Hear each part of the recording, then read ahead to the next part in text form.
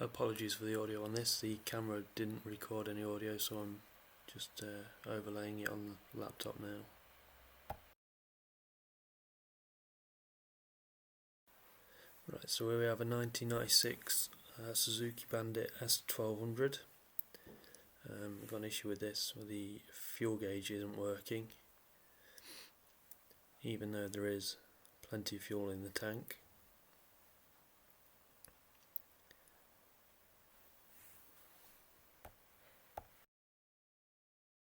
So looking inside the tank, on the left hand side you can see the float.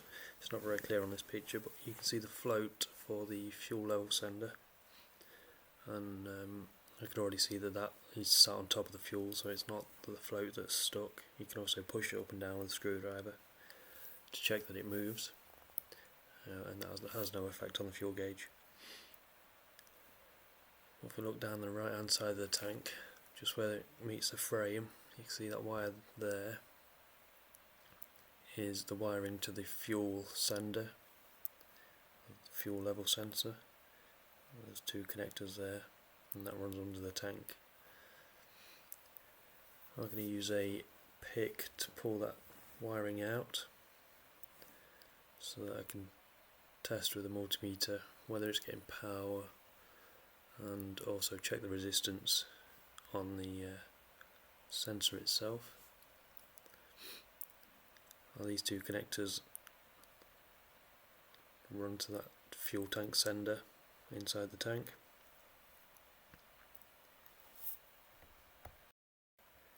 And here I've taken the seat off to get to the battery, to connect my multimeter to the negative side of the battery, and disconnected them two connectors. So now I can check the wiring. That yellow and black wire is a positive feed to the fuel tank sender, which has nearly 5 volts on it, which is what you'd expect for a sensor to be receiving.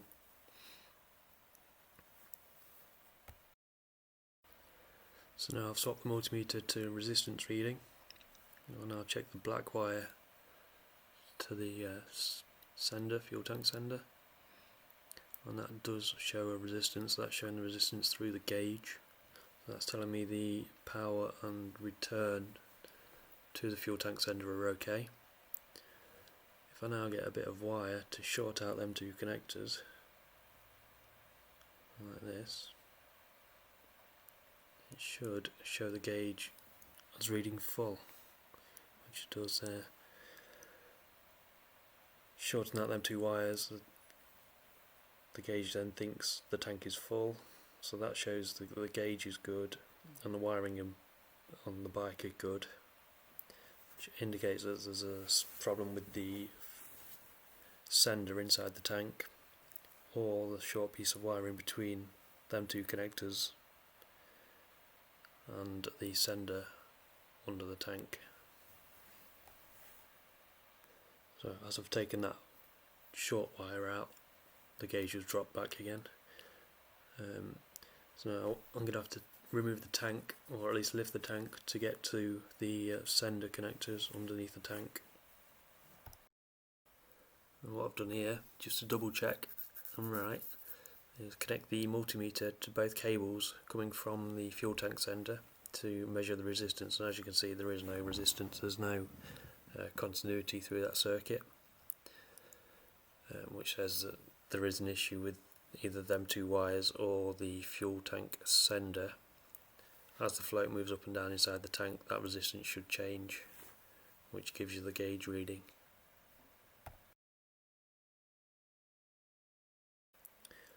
So to lift the tank, you need to release these plastic fairings down the back that cover the rear subframe. There's two of these plastic screws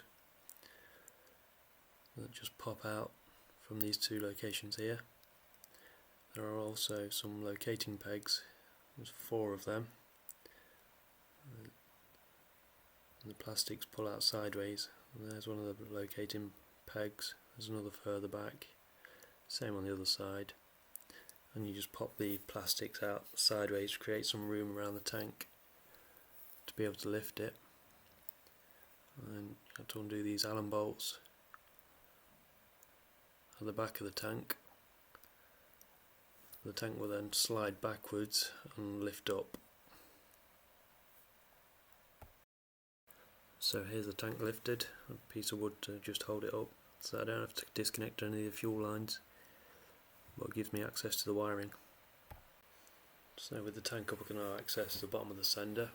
I'm just double checking that black wire, it's got no resistance.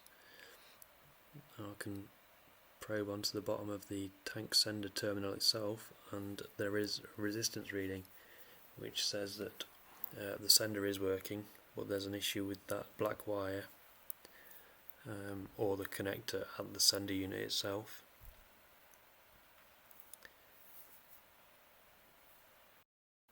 So with the light on, you can now see the sender under the tank.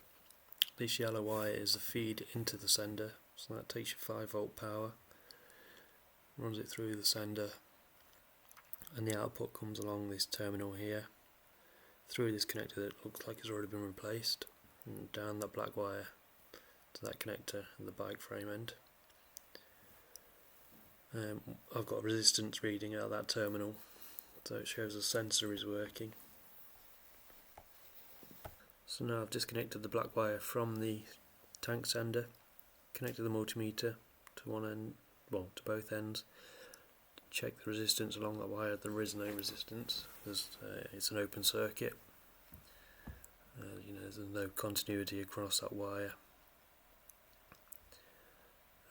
Looking at that connection at that end has been replaced at some point. So I'd suspect that there's an issue in that connector rather than the wire itself.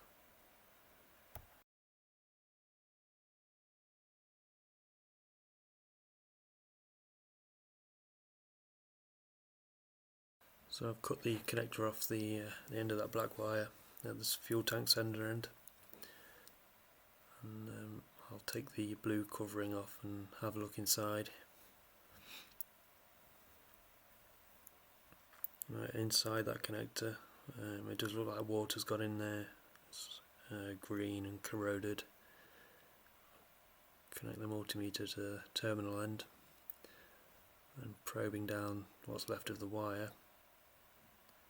Again, there isn't any continuity between the terminal and the wire, so inside that connector is a poor connection which is causing the issue. So here I've stripped the black wire.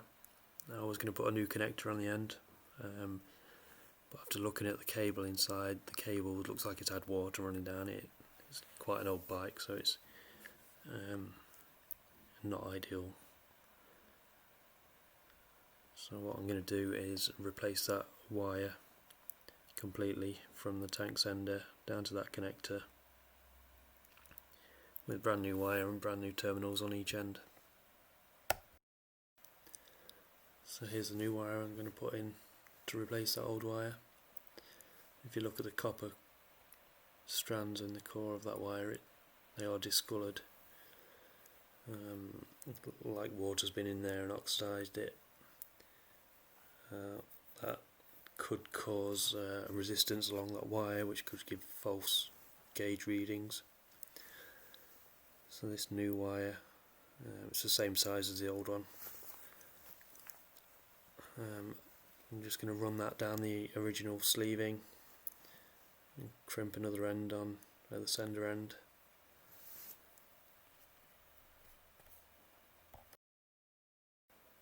Here's the new wire in with the new connector crimped on the end, all connected to the sender and back to the wiring in on the bike. And if you look, there we go, well, the gauge is now working fine. Before I build it back up, I'm going to put some electrical grease on the terminals, just to help protect them from water. Here it is built back up. It's apparently quite a common problem on these bikes for that connection issue, but as you can see, it's quite an easy fix. 96 Suzuki Bandit S1200.